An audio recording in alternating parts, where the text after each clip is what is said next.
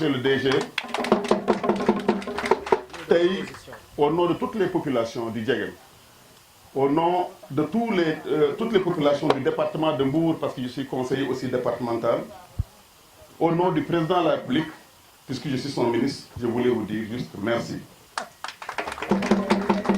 Merci à vous d'avoir pensé à sortir le Djegem des ténèbres. Merci à vous d'avoir pensé à amener la lumière dans le Djegem. Pour nous, le rôle de l'énergie, rôle du courant, ce n'est pas seulement le confort domestique. L'énergie va au-delà du confort domestique. L'énergie aborde les questions de sécurité personnelle, la question des vols, la question des animaux dangereux. L'énergie aborde la question de l'agriculture. En tant qu'ingénieur agronome, je peux vous dire que l'un des freins à l'agriculture sénégalaise par le pompage des rivières,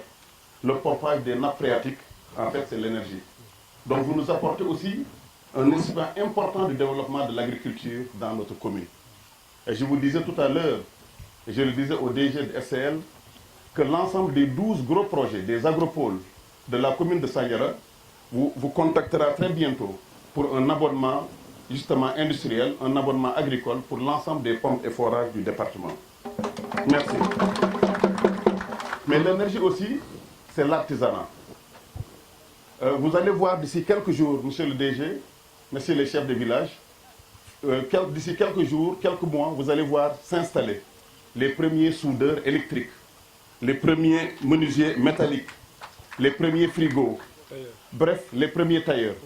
Bref, vous allez voir que là où il y a l'électricité, il y a le développement. Kon tey li ñu leen indil lu rëy rëy la dama bëggoon wax tout simplement que lampe yi du rek pour lumière da ko dépassé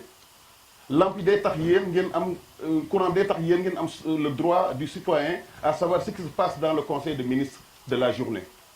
day tax ngeen mën a capter télévision capter radio charger seen téléphone cellulaire kon chef de village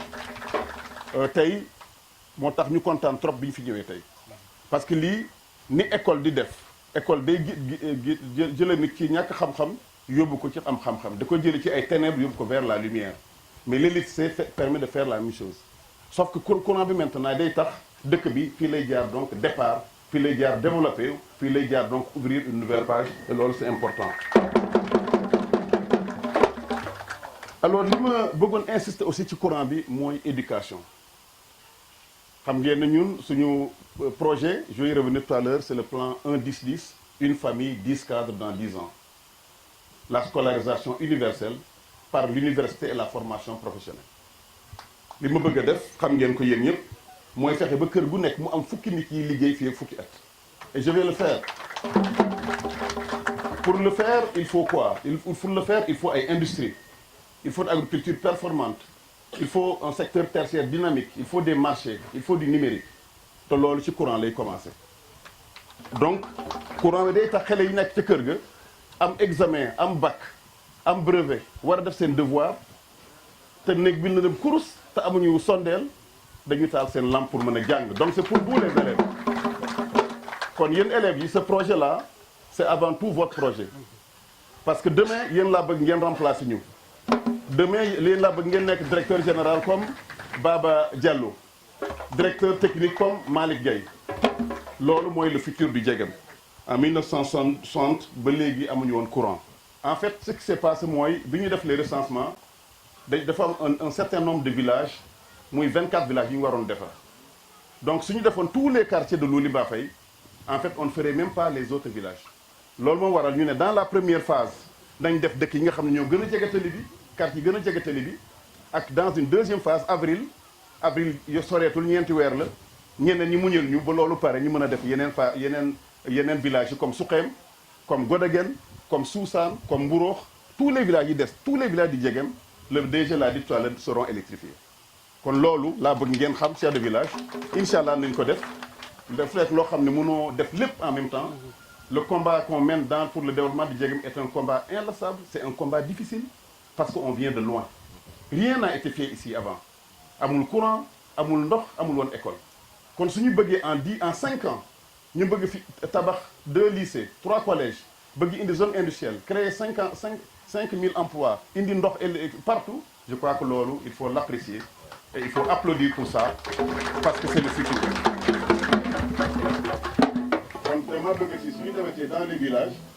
je demanderai au chef de village de faire le bilan et surtout d'interroger l'histoire. Parce que tant que soo interroger l'histoire doo xam fan nga jógee ak fan ngay dem ce qui est en train de se faire xaalis bu bëri la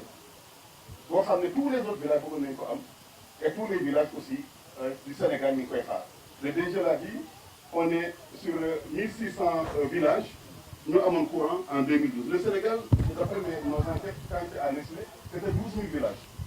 Comme si 12 000 villages 1600 amoon en 2012